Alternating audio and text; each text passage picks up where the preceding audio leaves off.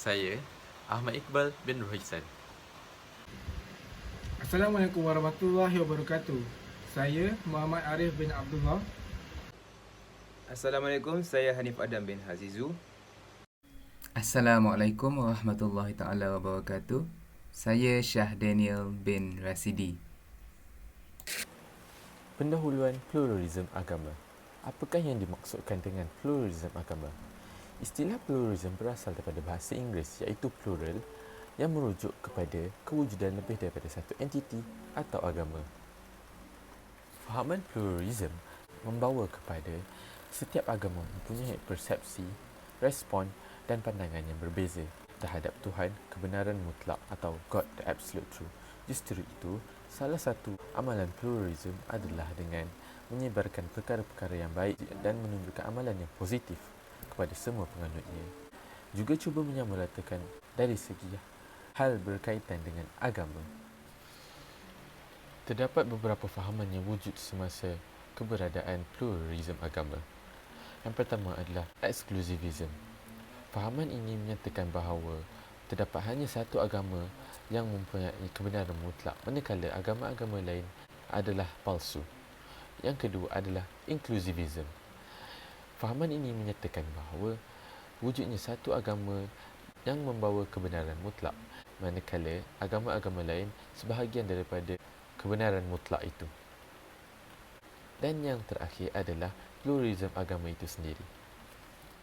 Pluralism agama mempunyai 3 falsafah, iaitu premis yang pertama adalah semua agama atau tradisi adalah sama dari segi God the Absolute Truth, iaitu kebenaran mutlak.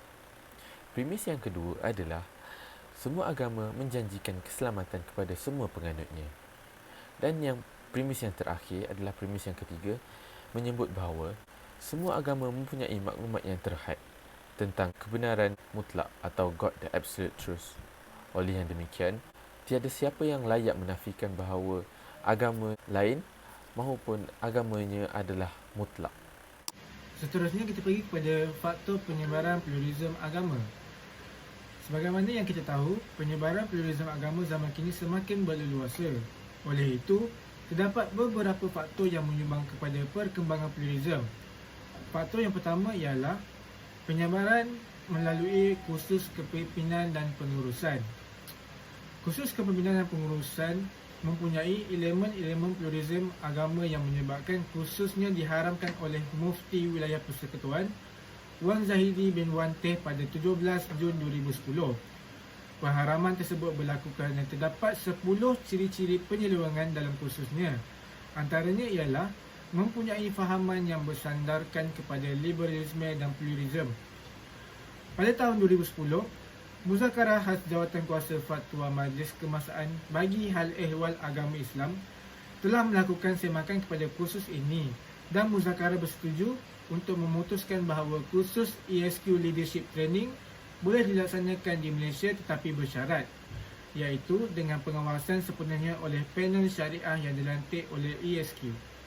Seterusnya kita pergi kepada faktor yang kedua, iaitu penyebaran melalui media massa. Umum mengetahui bahawa zaman kini masyarakat lebih terdedah dengan kemajuan teknologi. Ini merupakan salah satu faktor utama dalam perkembangan pluralism agama di seluruh negara.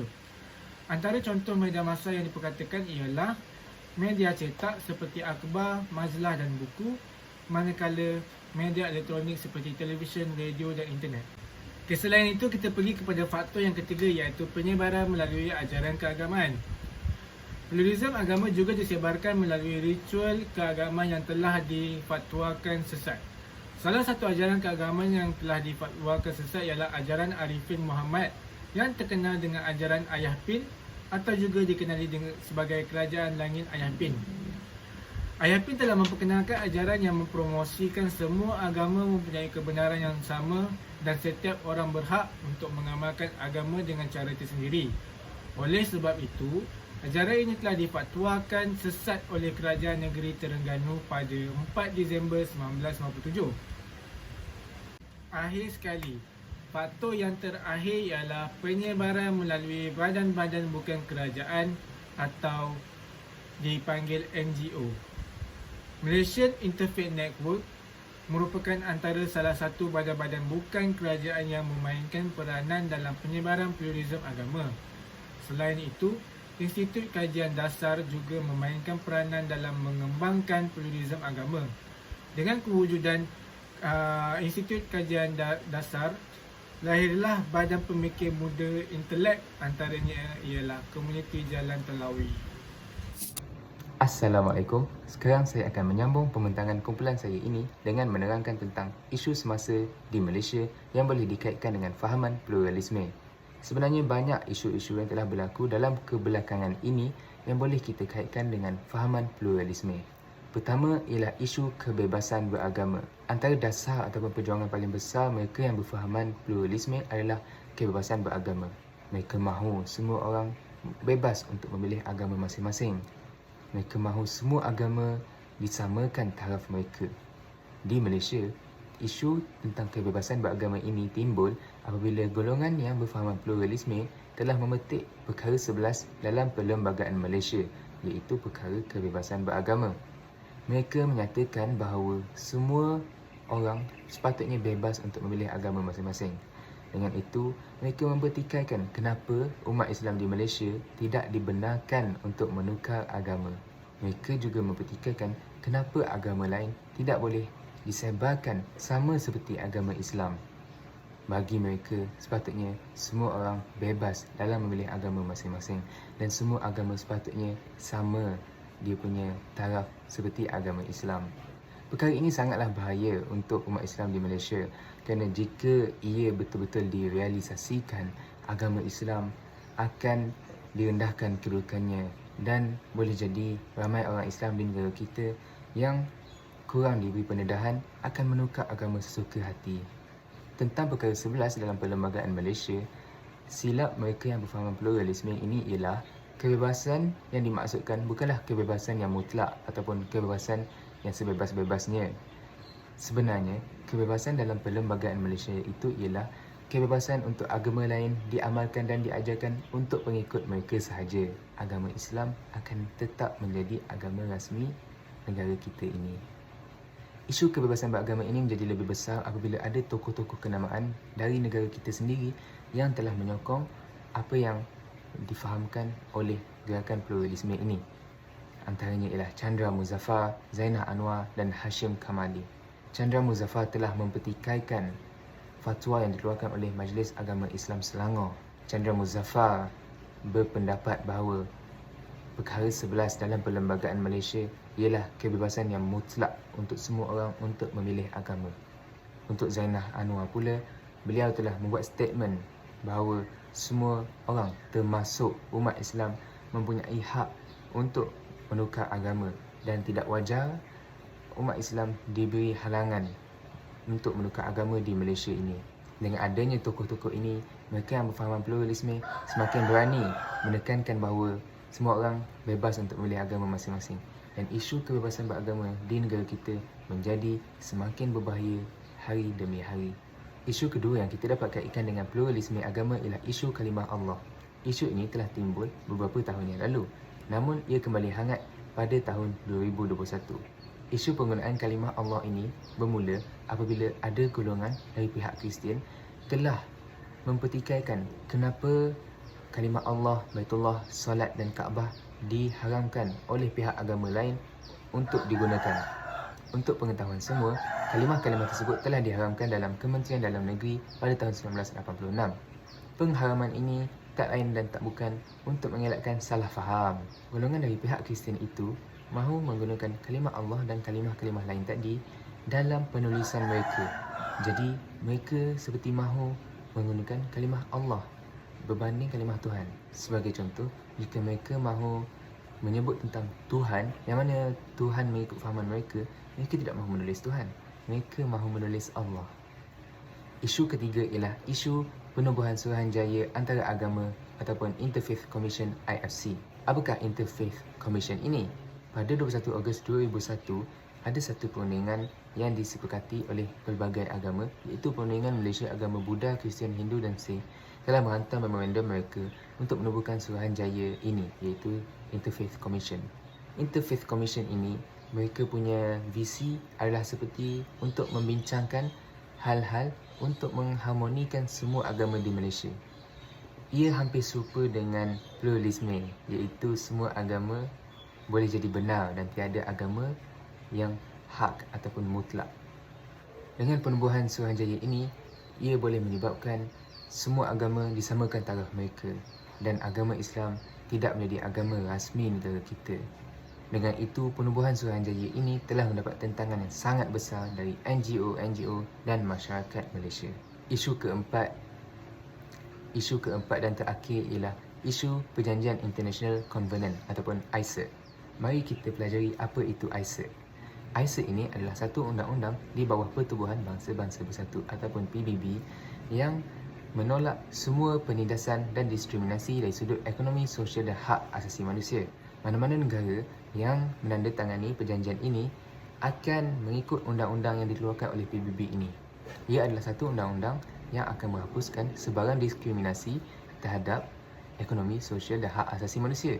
Maksudnya di sini terselit juga agenda pluralisme, iaitu tiada agama yang lebih atas daripada agama lain. Jika kerajaan kita menandatangani perjanjian ini, agama kita, agama Islam, tidak boleh menjadi agama rasmi lagi. Kerana jika agama Islam menjadi agama rasmi, ia seperti satu diskriminasi terhadap agama lain. Jadi jelaslah bahawa isu ini berkaitan dengan agenda pluralisme, iaitu semua agama adalah sama. Tiada agama yang boleh menyatakan bahawa mereka sahaja yang betul. Perjanjian ICET ini mungkin nampak baik dari satu pandangan. Namun jika kita pandang dari sudut yang lain, ia sebenarnya berbahaya untuk kita terutamanya. Sekian itu sahaja daripada saya tentang isu-isu semasa. Terima kasih. Seperti yang dinyatakan sebelum ini, pluralism adalah fahaman yang menyimpang daripada asas agama Islam. Sebagai umat Islam, kita harus mengkaji implikasi sesuatu yang perlu supaya kita bukan sahaja dapat melihat pluralisme dengan mata kasar, tetapi juga memahami dan meneliti kesannya terhadap konteks individu, masyarakat Islam dan agama. Kesan pluralisme yang pertama adalah terhadap individu. Kesan pluralisme terhadap individu boleh dikesan melalui akidah individu itu sendiri berubah sedikit demi sedikit. Akidah dapat didefinisikan secara ringkas sebagai suatu kepercayaan. Menurut Islam, akidah berarti ikatan manusia antara Allah SWT sebagai Rabb semesta alam dan bumi sebagai kurniaan Allah untuk disyukuri. Contoh satu bukti ketunggahan akidah seorang umat Islam yang dinyatakan dalam Al-Quran boleh dilihat di dalam surah Al-Kahfi ayat ke-14 yang bermaksud, dan kami teguhkan hati mereka ketika mereka berdiri lalu mereka berkata, Tuhan kami adalah Tuhan langit dan bumi. Kami tidak menyeru Tuhan selain Dia. Sungguh, dan kalau kami berbuat demikian, tentu kami telah mengucapkan perkara yang sangat jauh dari kebenaran. Ideologi pluralisme ini berpotensi meruntuhkan akidah individu Muslim secara langsung dan tidak langsung. Hal ini penting kerana pluralisme telah mencipta jalan kepada kekufuran dan kesyirikan yang bermula dengan kepercayaan ini. Apabila seorang umat Islam ini telah terpesong akidahnya, maka jati diri keagamaan atau yang disebut akhlak juga akan runtuh dan tergadai. Ini menyebabkan individu itu menjurus kepada keruntuhan iman dan boleh mengakibatkan seseorang itu murtad, iaitu keluar dari agama Islam. Menurut Islam, akhlak itu seharusnya berlandaskan keimanan seseorang. Walaupun umat Islam moden sedar bahawa terdapat banyak kepincangan yang perlu diatasi untuk meningkatkan kesucian akidah, namun tidak banyak usaha untuk menindas pandangan yang tidak sesuai dengan Islam seperti pluralisme. Ini disebabkan pihak atasan yang terlalu memandang rendah akan masalah ini dan mengabaikannya. Nilai-nilai murni yang dapat diajar di dalam agama Islam kepada individu itu seperti bertolak ansur dan menghormati antara satu sama lain akan terhapus di dalam diri seseorang individu itu disebabkan fahaman pluralisme yang mencampur aduk pelbagai agama dalam satu fahaman. Kesan pluralisme yang kedua adalah terhadap masyarakat. Fahaman pluralisme juga boleh menyebabkan keutuhan masyarakat yang beragama terjejas. Dengan erti kata lain, fahaman pluralisme ini dapat memecah belahkan kaum masyarakat. Ini berlaku kerana dengan kehadiran fahaman pluralisme, krisis di antara kedua pihak akan berlaku, iaitu masyarakat yang berpegang teguh dengan fahaman Islam dan masyarakat yang mulai termakan dengan fahaman pluralisme itu sendiri. Apabila wujud dua pihak yang berlainan fahaman seperti ini, perbelahan dan pergaduhan akan berlaku jika mereka tidak dapat satu pendapat. Mungkin akan berlaku pertumpahan darah kerana berbeza pendapat. Selain itu, fahaman pluralisme tidak mempunyai pemahaman yang tetap dan hanya menggunakan pandangan daripada pelbagai agama dan ini boleh meruntuhkan institusi kekeluargaan dalam kalangan masyarakat. Fahaman pluralisme ini membawa budaya-budaya barat dan budaya luar lalu disebarkan kepada anak-anak muda. Anak-anak muda lebih mudah terpengaruh dengan anasir-anasir luar dan sanggup mempertahankan pendapat mereka yang salah walaupun mendahakai kepada ibu bapa mereka sendiri. Budaya-budaya luar yang dimaksudkan berunsurkan hedonistik. Hedonistik didefinisikan sebagai satu kelakuan buruk sub-budaya yang berunsurkan negatif dan bertentangan dengan apa yang diajar dalam agama Islam. Kesan pluralisme yang ketiga adalah terhadap agama. Fahaman pluralisme ini menjadi satu punca panduan kehidupan manusia yang memiliki pelbagai aspek dalam agama Islam mudah seterusnya dihapuskan dengan serta-merta. Kesannya ialah menyebabkan agama Islam yang suci berubah menjadi sebuah agama kepercayaan sahaja. Fahaman ini telah menjurus ke arah menyiarkan perjuangan agama dan perutusan kitab-kitab suci yang telah disebarkan secara susah payah oleh para rasul-rasul pada zaman dahulu dengan menentang golongan kufur. Seterusnya, boleh juga mengakibatkan hak asasi manusia untuk menganut dan mempercayai agama mereka juga dihapuskan. Ideologi penyebaran fahaman pluralisme adalah untuk membolehkan pertukaran agama berlaku dan tidak melihat kepada agama yang dianuti seseorang itu. Berdasarkan penulisan di laman Sawan Rasmi Pejabat Mufti Wilayah Persekutuan pada tahun 2019, permohonan pindaan perkara 121 dalam kurungan 1A telah dipohon oleh pihak tertentu berkaitan kedudukan dan bidang kuasa mahkamah syariah yang dianggap mengancam hak kebebasan beragama. Pihak ini bersungguh-sungguh mendapat sokongan daripada orang ramai supaya pindaan perkara 121 dalam kurungan 1A dilakukan. Ini adalah untuk membuktikan tafsiran mereka tentang isu kebebasan beragama dengan beranggapan bahawa semua orang bebas dan boleh menukar agama tanpa mengira apa-apa agama termasuk agama Islam. Hukum menukar agama iaitu murtad itu berdosa besar dan tidak akan diampuni oleh Allah Subhanahu Wa Taala melainkan mereka bertaubat. Umat Islam yang murtad perlu dijatuhkan hukuman hudud seperti dalam hadis Rasulullah sallallahu alaihi wasallam yang bermaksud barang siapa yang menukar agamanya bunuhlah dia. Murtad bererti kembali kepada dari segi istilah bererti kembali daripada agama Islam ke agama lain dengan niat, perkataan atau perbuatan. Seorang Islam menjadi murtad apabila dia menyekutukan Allah Subhanahu Wa Taala melalui intikad, ucapan atau perbuatan. Kesimpulannya, pluralisme agama adalah akibat daripada pemahaman realistik dan kontekstual golongan liberal Islam terhadap masalah akidah. Falsafah liberal yang mendakwa mampu mempromosikan Islam secara moden dan tepat pada masanya terbukti menyimpang daripada doktrin Islam yang berlandaskan Al-Quran dan Sunnah. Seperti yang dinyatakan sebelum ini, pengembangan pluralisme agama di Malaysia adalah disebabkan oleh penggunaan media massa seperti buku, akhbar dan internet seiring dengan kemajuan teknologi. Tambahan pula, ajaran agama dan tindakan pertubuhan bukan kerajaan NGO dengan kerjasama rakyat Malaysia berjaya mempengaruhi pandangan segelintir rakyat Malaysia untuk mengelak daripada dibayangi ajaran pluralisme. Kebebasan beragama dan penumbuhan ajaran dan pertubuhan baru yang ditubuhkan di Malaysia seperti masalah tuntutan Komengo dan kumpulan artikel 11 adalah antara isu yang berlaku di Malaysia. Pembentukan Suruhanjaya Antara Agama adalah isu ketiga yang timbul IFC. Menurut laporan ACCIN, membantah penubuhan IFC atas sebab-sebab yang berkait rapat dengan keinginan IFC untuk mereformasi Undang-Undang Islam Dasar Kebebasan Beragama. Apatah lagi, soal penggunaan kalimah Allah dalam majalah berkala bukan Islam serta isu perayaan kafir yang diharamkan umat Islam menyambutnya.